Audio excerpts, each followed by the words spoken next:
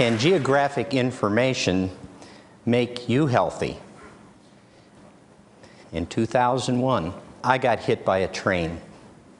My train was a heart attack. I found myself in a hospital in an intensive care ward, recuperating from emergency surgery, and I suddenly realized something, that I was completely in the dark. I started asking my questions. Well, why me? Why now? Why here? Could my doctor have warned me? So what I want to do here in the few minutes I have with you is really talk about what is the formula for life and good health. Genetics, lifestyle, and environment. That's going to sort of contain our risks, and if we manage those risks, we're going to live a good life and a good healthy life. Well, I understand the genetics and lifestyle part. And you know why I understand that? Because my physicians constantly ask me questions about this. Have you ever had to fill out those long legal-sized forms in your doctor's office? I mean, if you're lucky enough, you get it to do it more than once, right?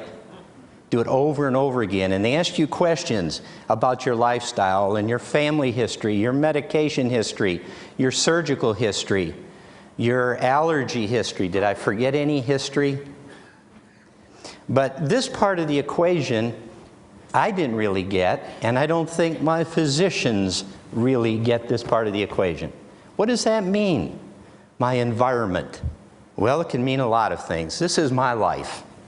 These are my life places. We all have these. While I'm talking, I'd like you to also be thinking about how many places have you lived? Just think about that, wander through your life thinking about this. And you realize that you spend it in a variety of different places. You spend it at rest and you spend it at work, and if you're like me, you're in an airplane a good portion of your time traveling someplace. So it's not really simple when somebody asks you, where do you live, where do you work, and where do you spend all your time, and where do you expose yourselves to risks that maybe perhaps you don't even see. Well, when I have done this on myself, I always come to the conclusion that I spend about 75% of my time relatively in a small number of places. And I don't wander far from that place for a majority of my time, even though I'm an extensive global trekker. Now I'm going to take you on a little journey here. I started off in Scranton, Pennsylvania. I don't know if anybody might hail from northeastern Pennsylvania, but this is where I spent my first 19 years with my little young lungs.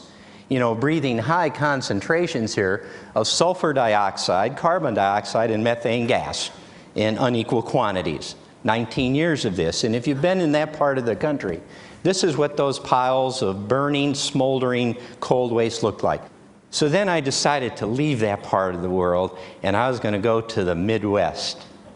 Okay, so I ended up in Louisville, Kentucky. Well, I decided to be neighbors to a place called Rubbertown.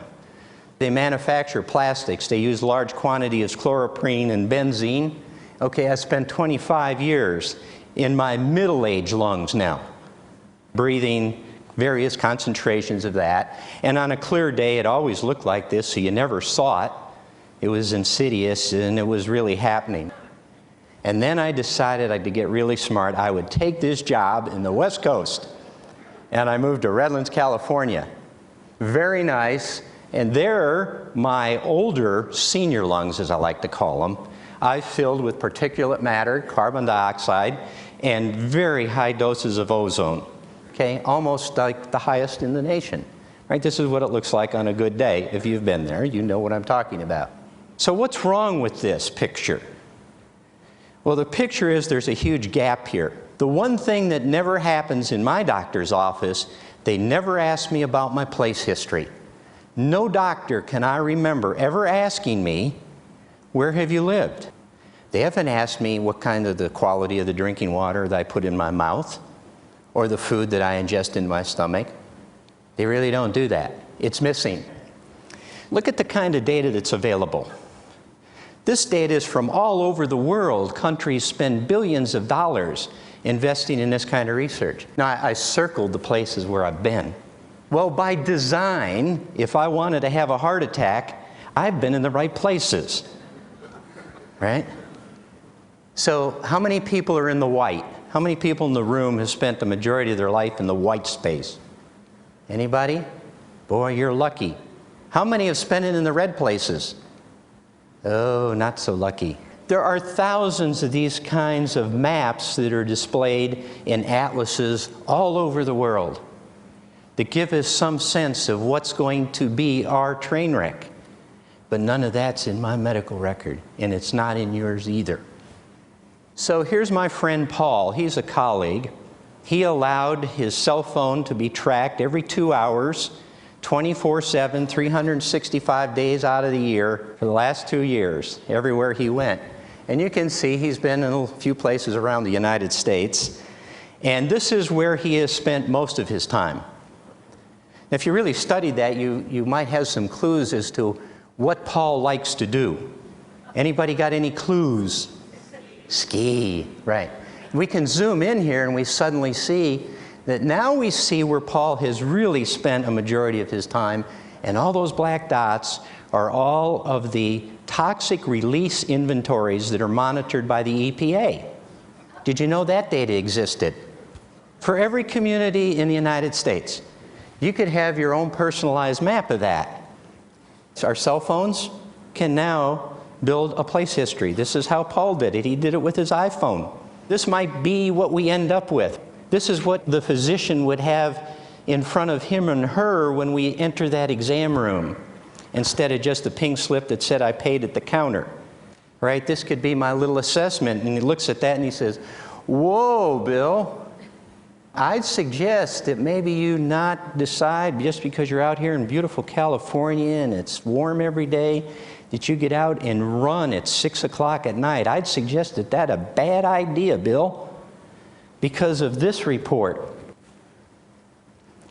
What I'd like to leave you for are 2 prescriptions. Okay, number 1 is we must teach physicians about the value of geographical information. It's called geomedicine. There's about a half a dozen programs in the world right now that are focused on this, and they're in the early stages of development. These programs need to be supported, and we need to teach our future doctors of the world the importance of some of the information I've shared here with you today.